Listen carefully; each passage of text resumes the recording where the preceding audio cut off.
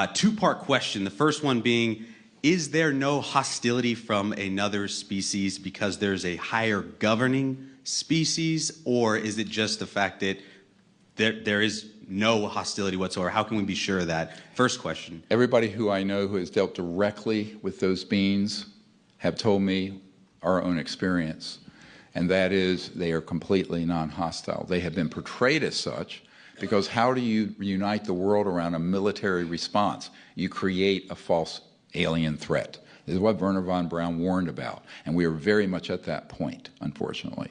So I think that calmer minds need to prevail, but there is no evidence they are hostile. Now let me make one other point. As I said one time to a general, I won't say who it is, because if they were hostile, and given the galactically foolish things we have done, targeting them, striking them, now these systems that are faster than the speed of light, moving out into space, the technologies they have in a fraction of a second could shut down all those systems and everything else. They have not. Why have they not done that? Because they are essentially very peaceful, highly organized, socially evolved, psychologically and emotionally evolved civilizations. One other point, common sense. If you possess those sort of weapons and you're still of the consciousness of violence, you're going to blow yourself up or some nearby planet with you. Because we're not talking about, let's forget science fiction.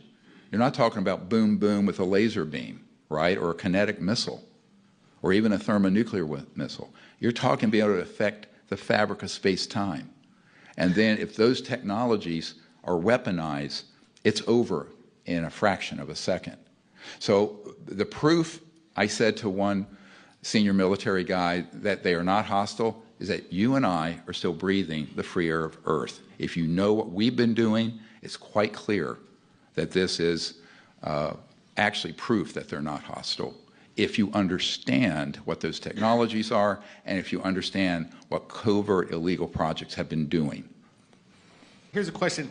If there's not any, intervention by the aliens or the people, there is this power and there's people in control. If we don't fix this ourselves, is there going to be any kind of intervention from up there if we continue to destroy the Earth as we are? Well, that's what I spoke to a moment ago. I think that there are two clocks ticking.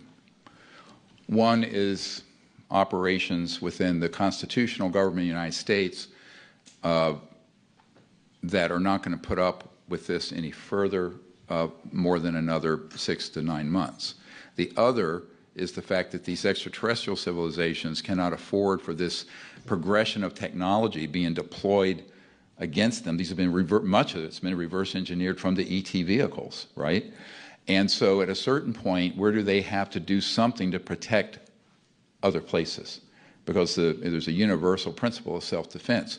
So far, we've just been cruising along, getting away with this foolish and childish behavior. But I can't give you a timeline on that.